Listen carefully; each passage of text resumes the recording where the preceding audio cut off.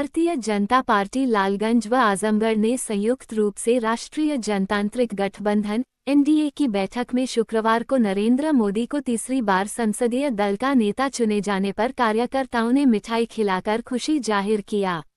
जिला अध्यक्ष सूरज प्रकाश श्रीवास्तव ने कहा कि राष्ट्रीय जनतांत्रिक गठबंधन की बैठक में नरेंद्र मोदी को संसदीय दल का नेता चुने जाने के बाद लगातार तीसरी बार प्रधानमंत्री बनने जा रहे हैं। नरेंद्र मोदी दूसरे ऐसे नेता हैं जो लगातार तीसरी बार प्रधानमंत्री पद की शपथ लेंगे। भारतीय जनता पार्टी का हर कार्यकर्ता दिन रात अथक परिश्रम किया है। इतनी भीषण गर्मी के बाद भी कार्यकर्ता पुरुषार्थ और परिश्रम किया। लगातार तीसरी बार प्रधानमंत्री नरेंद्र मोदी के नेतृत्व में राष्ट्रीय जनतांत्रिक गठबंधन पूर्ण बहुमत हासिल किया है। मोदी के नेतृत्व में देश पुनः विकास के पथ पर अग्रसर होगा और विकसित भारत की संकल्पना की पूर्ति होगी। हम लालगंज और आजमगढ़ भले ही हार गए हैं, लेकिन बिना किसी भेदभाव के हमारी सरकार पूरी क्षमता के साथ हमारे जिले का उसी तरह से विकास करेगी।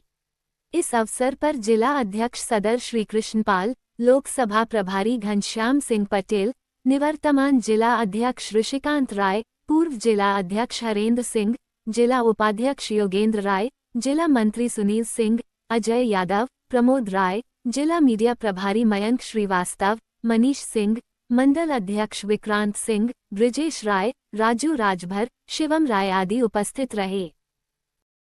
मनाया जा रहा है आपकी पार्टी कार्यालय पर, मगर जश्न का माहौल आजमगढ़ में क्यों ना रहा? किसे जिम्मेदार मानते हैं? देखिए, भारतीय जनता पार्टी पूरे देश में हमारे सहयोगी दलों के साथ सरकार बना रही है। आज हमारे नरेंद्र मोदी जी संसदीय दल के नेता चुने गए हैं, सरकार बनाने का प्रस्ताव रखेंगे। आज ये सबसे बड़ी बात यह है कि भारतीय जनता पार्टी के नेतृत्व में जो एनडीए है वो तीसरी बार सरकार बना रहा है देश में। और जैसा अध्यक्ष जी ने बताया, अभी जवाहरलाल नेहरू के बाद माननीय नरेंद्र मोदी जी पहले ऐसे व्यक्ति होंगे जो तीसरी बार प्रधानमंत्री लगातार बन रहे हैं और एक बड़े जनाधार के साथ बन रहे हैं। और रही बात आजमगढ़ की, लालगंज की, तो कहीं ना कहीं जो हमारे विपक्षी सब मिलकर के जो चुनाव लड़ रहे थे वो यह फैलाने में कामयाब हो गए कि संविधान खतरे में है, जबकि ऐसी कोई बात नहीं थी। लगातार भारतीय जनता पार्टी संविधान बचाने के लिए ही कार्य करती रही, लेकिन एक जाति विशेष के लोग, धर्म विशेष के लोग लग करके इस नैरेटिव को फैलाने का काम किए कि संविधान खतरे में है, लोगों को गुमराह किए, जिसका यह नतीजा रहा कि जो हमारे विपक्षी के वोट ज़्यादा अंतर से पड़े और हमें हार का सामना करना पड़ा। लेकिन हमारे भारतीय जनता पार्टी के कार्यकर्ता डट करके बूथों पर खड़े थे। हर बूथ पर भारतीय जनता पार्टी का प्रदर्शन रहा है, पहले की अपेक्षा प्रदर्शन सुधरा है और आगे चल करके निश्चित रूप से दोनों लोकसभा हम जीतेंगे।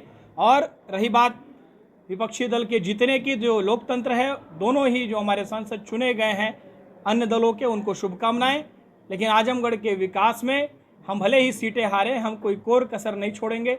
लालगंज और आजमगढ़ के विकास में लगातार भारतीय जनता पार्टी केंद्र की भी सरकार और योगी आदित्यनाथ जी की सरकार लग करके यहाँ विकास कराएगी। जैसा विश्वविद्यालय बनाया गया, कोई आपस में भेदभाव नहीं किया गया कि कौन वहाँ पढ़ेगा कौन नहीं पढ़ेगा।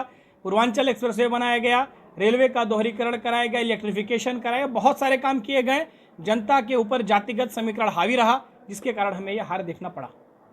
आम जनता सबका साथ सबका विकास की बात होती है, ऐसे में कहाँ आप लोग चूक गए? और लगातार आप लोगों द्वारा प्रधानमंत्री ने लगातार आपके लोकसभा में 2 बार रैलियाँ की, योगी जी भी आए, फिर भी जनता को क्यों नहीं कन्विंस कर पाए? क्या वजह है? देखिए, पक्ष विपक्ष दोनों ही चीज़ें होती हैं। चाहे माननीय प्रधानमंत्री जी का आना हुआ हो, चाहे माननीय मुख्यमंत्री जी का आना हुआ हो, उसका निश्चित रूप से पॉजिटिव इम्पैक्ट भी पड़ा है। लेकिन जो विपक्षी दल थे उन्होंने इसको नेगेटिवनेस के रूप में फैलाया और अपने वोटों को ज़्यादा से ज़्यादा लग करके दिलवाने का काम किया। उनके लोगों ने जुट करके यह फैलाया कि संविधान खतरे में है, क्योंकि मोदी जी 400 पार मांग रहे हैं सीटें, तो हो सकता है संविधान बदल दे। लेकिन ऐसा कुछ भी नहीं था। मोदी जी के आने का बहुत अच्छा प्रभाव रहा, पॉजिटिव इम्पैक्ट रहा। लेकिन जो विपक्षी दल के लोग गुमराह किए, उसके कारण ये नतीजा देखना पड़ा। और रही बात विकास की, तो कहीं भी विकास के मामले में हमारा आजमगढ़ पीछे नहीं रहेगा। हमारी पुनः केंद्र में सरकार बन रही है, बहुत सारी योजनाएं लाएंगे, आजमगढ़ का विकास कराएंगे। और अगर मैं दोनों ही सांसदों से अपील करूंगा, धर्मेंद्र यादव जी से भी और डीपी सरोज जी से भी निवेदन करूंगा कि लग करके आजमगढ़ में कुछ विकास में भी अपना योगदान दीजिए। केवल जनता के बीच में वैमनस्यता न फैलाइए, जातिगत भेदभाव न फैलाइए और लोगों के बीच में यादव है, ये दूसरी जाति का है, ये चौरसिया है, ऐसा करके लोगों को बांटने का काम न करिएगा।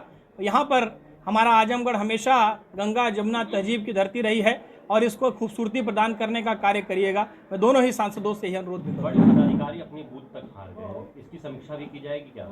देखिए, बूथ हारना, चुनाव हारना ये लोकतंत्र में होता रहता है। बूथ हारना बहुत से पदाधिकारी इस कारण भी हारे होंगे कि उनके बूथों पर बसपा के सपोर्टरों की वोट ज़्यादा थे।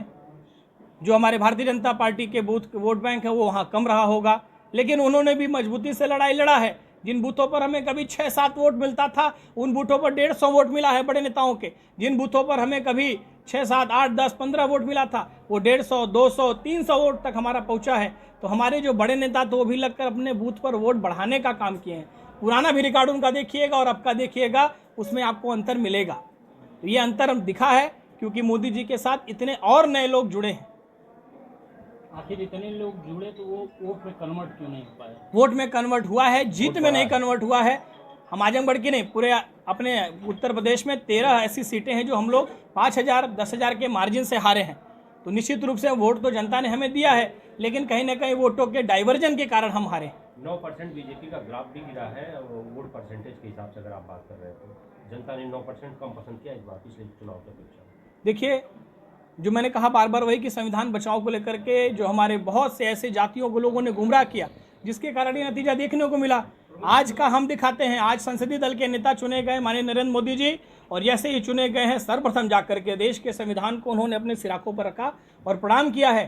तो आप इतने से मान लीजिए कि कहीं संविधान खतरे में नहीं था, लेकिन जनता ने, कार्यकर्ता जो सपा के थे, कांग्रेस के थे, इन लोगों ने गुमराह किया लोगों को, और कोई बात ऐसी नहीं रही। भारतीय जनता पार्टी अभी भी आपके प्रदेश की सबसे बड़ी पार्टी है, देश की सबसे बड़ी पार्टी है। जो लोग अपने जीत का जो है जश्न मना रहे हैं विपक्षी के लोग, वो तीसरे आंकड़े तक नहीं पहुंचे हैं। उनकी कांग्रेस पार्टी 100 का आंकड़ा नहीं पा पाई है। हमने तो 240 सीटें जीती हैं। हमारे लिए जश्न नहीं होगा तो किसके लिए जश्न होगा?